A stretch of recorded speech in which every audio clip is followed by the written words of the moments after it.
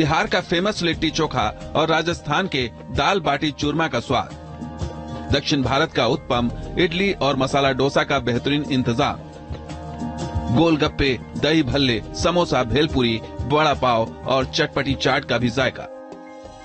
Millet से तैयार कई देसी स्वादिष्ट पकवानों के सज गए थाल।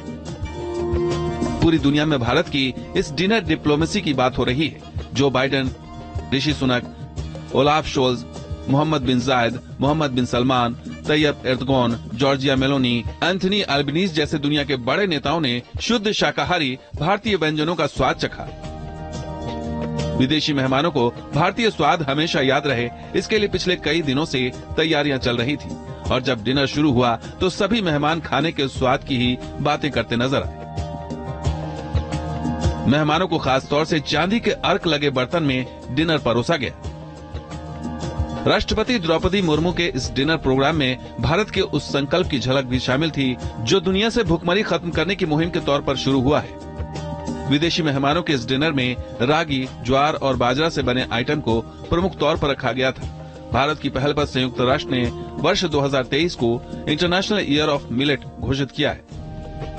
बाजरा, ज्वार, कांगनी, रागी जैसी फसल को मिलेट यानी मोटा अनाज कहते हैं। ये पौष्टिक अनाज होते हैं, फाइबर, खनिज और दूसरे जरूरी पोषक तत्वों से भरपूर होते हैं। रागी के लड्डू और जौ की खीर, बाजरा से बने डेजर्ट का भी स्वाद विदेशी मेहमानों ने लिया।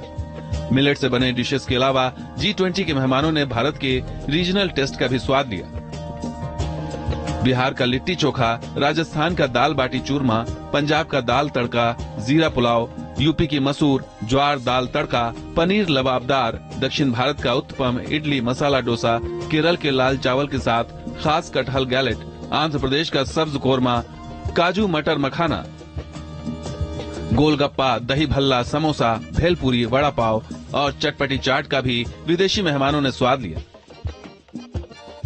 पेय पदार्थों में कश्मीरी कहवा था, फिल्टर कॉफी थी, दार्जिलिंग चाय और पान के स्वाद वाला चॉकलेट भी राष्ट्रपति के विशेष मेहमानों का स्वाद बढ़ा रहे थे।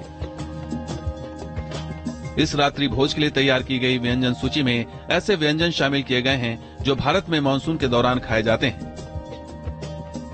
ऐसा नहीं था कि इस डिनर में सिर्फ भारतीय व्यंजन, स्टार्टर, मेन कोर्स और पेय पदार्थ थे। थाई और डेनमार्क के व्यंजन भी रखे गए थे।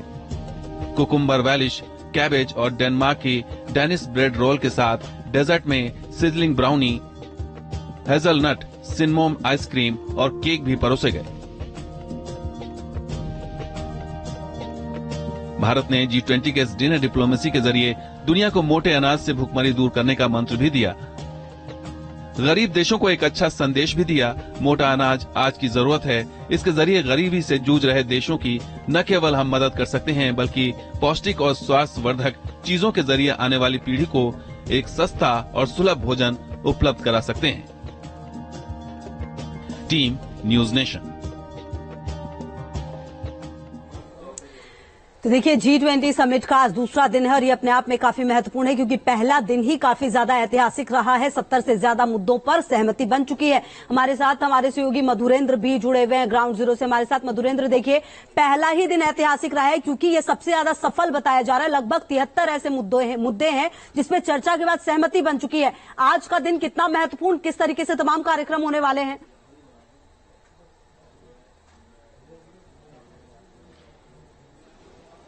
देखिए, जिस तरह से कल डिक्लेरेशन पर मुहर लगी और एक तरह से भारत की प्रेसिडेंसी में हमने देखा कि दुनिया के तमाम बड़े देशों ने हर मुद्दे पर सहमति जताई।